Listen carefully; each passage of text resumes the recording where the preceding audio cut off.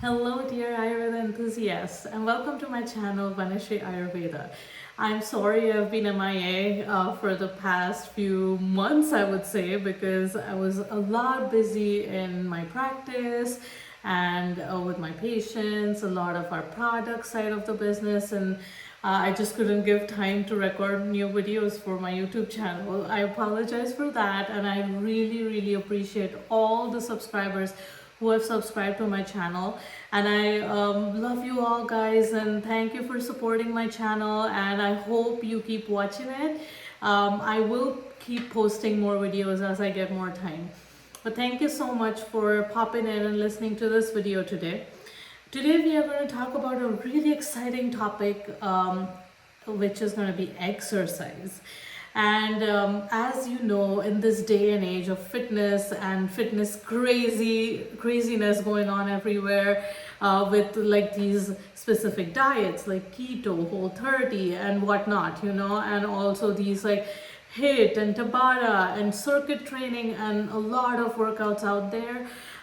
We really need to know what is the right form of exercise for us, and how much should we even exercise, right? So today we are going to dive a little into how much of exercise should we do, and what is the specific exercise for specific constitutions.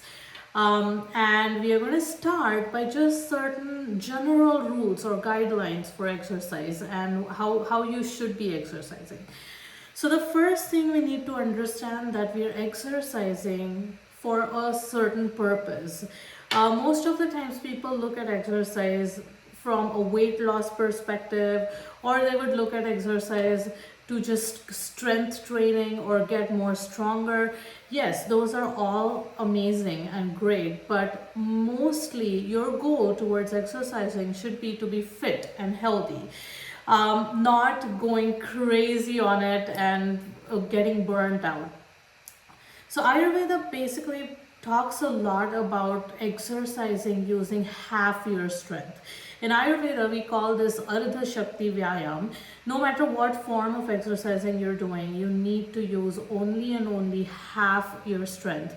The reason why we say this is if you're using more than half your strength to exercise, you're depleting your normal or healthy tissues in that process. That means that you're using up your extra energy, but also at the same time you're using up your healthy energy as well, which we do not want to deplete yourself after exercising. You will understand you haven't used half the strength for exercising by certain symptoms. So first, let's learn how to understand when we have used half our strength, because every constitution will think half of their strength is different, right? So say for instance, for a Vata person who has more air and ether element in them, who are thin, tall, skinny people, cannot tolerate extra exercise or excessive hard workouts. The reason is their body is not built for that type of workout. Even though they want to push themselves, they need to understand that they need to stop when they start feeling out of breath, or they start feeling that this is too much. Whereas Pitta people, who are moderately built people, they're moderate height, they're not too tall, not too short. These moderate kind of people really work out from here. Or I would say Pitta people really use workout as an outlet for their emotions, and they feel a lot better when they physically work out, because it's a way for them to release the stress out of their system. And in that process, sometimes because they feel so good after working out, they overwork out and they overdo it. And then in that process, they just get burnt out. So what I usually recommend for Pitta people is to again understand what is half their strength, because Pitta people work out from here, as I said, from their head, not from their body or their heart.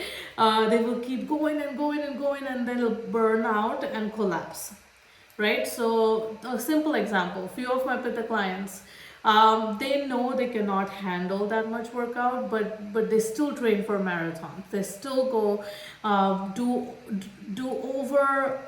overwork and get overburned out, and that affects their healthier tissues or healthier, um, you know, just a healthier gut, and it does affect a lot of things in their body.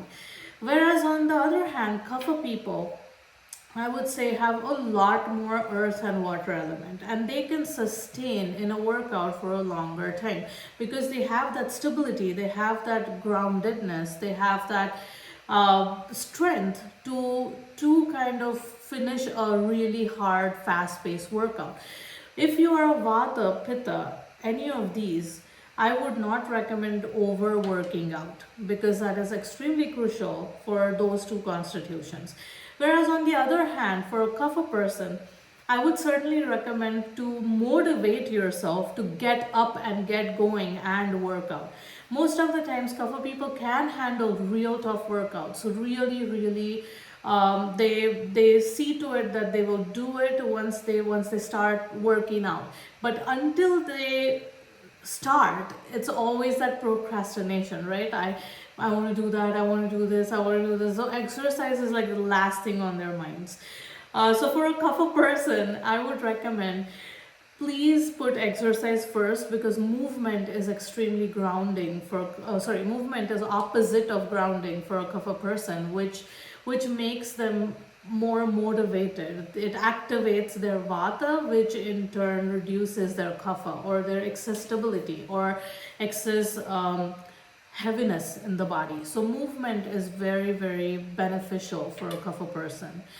So I would say, for a Kapha person, they can do heavy workouts, but again, you need to understand what is, even for a Kapha person, what is the half strength.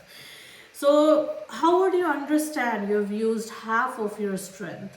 There are certain signs or symptoms that would tell you um, what half the strength means. Mostly it's when you start sweating in the underarms, or mild sweat on the forehead, or along the spine, or your wrist and elbows start sweating. If this is happening, you need to kind of take a step back, dial it down, maybe take a break for a few minutes and then start again. This is especially for a Pitta person because Pitta Kapha people do sweat very easily and they do sweat a lot. So just sweating cannot be a sign, but sweating where can be a sign of how much strength you're using for exercising. So if you're sweating on your forehead or temples and your wrists, or you're just getting breathless, which is also a sign of using too much of your strength. Now let's learn a little. We did talk a lot about how much strength to use, but also how to breathe when you're working out. It's absolutely crucial that you do not breathe through your mouth. The reason we say that is we are inhaling a lot more through the mouth, and that can cause extreme dry throat. The second is, when you're breathing through your mouth, there are chances that you would be more exposed to the bacteria or the virus and you can fall sick quite often. So I would recommend breathing through your nostrils. This takes a lot of practice as you keep working out.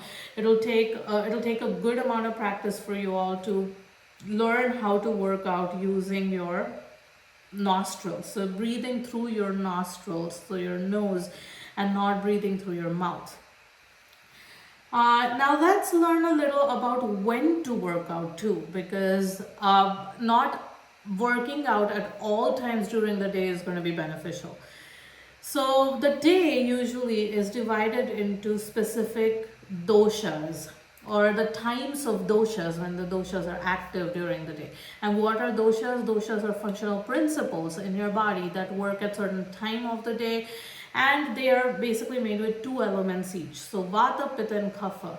Vata is made with air and ether element, Pitta is made with fire and water element, and Kapha is made with water and earth element.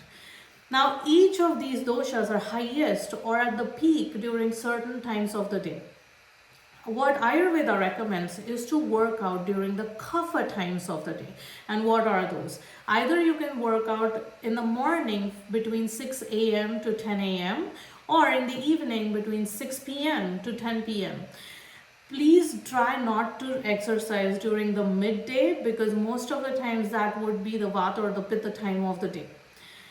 The reason we say this is, if you are working out during the Vata time of the day, which is high in air and ether element, that is going to cause extreme Vata aggravation in the body, causing harm to your musculoskeletal system. It can create anxiety. It can do a lot of other things. But if you just cannot find time during the morning or the evening, during the Kapha times of the day to work out, I would recommend doing workouts Ardha Shakti, that is half your strength, but also kind of doing slower workouts during the Vata time of the day, like yoga, Pilates, those kind of exercises.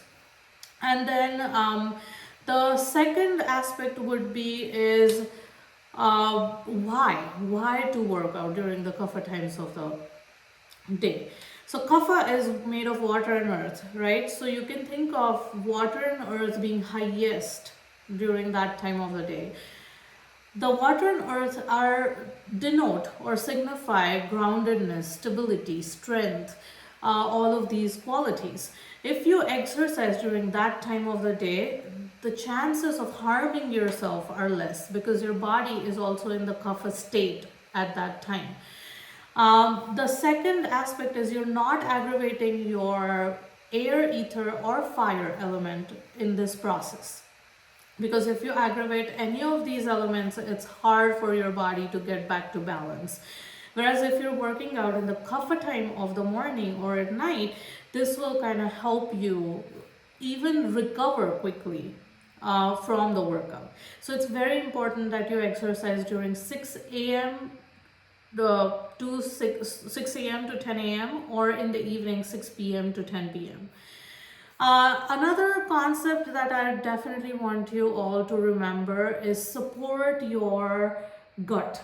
This is what we call as Agni. And what to do before exercising. Should we eat? Should we not? How much to eat? So it totally depends on your metabolic type or your constitution.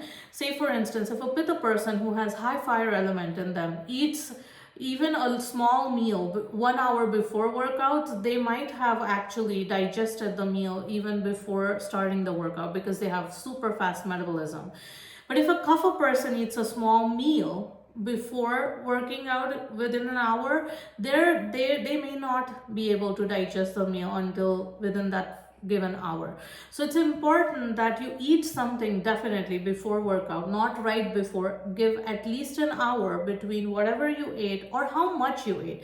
If you have eaten a big meal, please give at least 2 to 2.5 hours for your body to kind of focus on the digestion.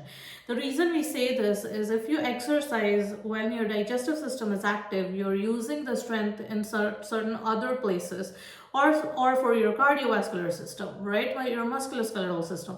So the energies are going somewhere else and not focused on the digestive system when they are supposed to be digesting, right?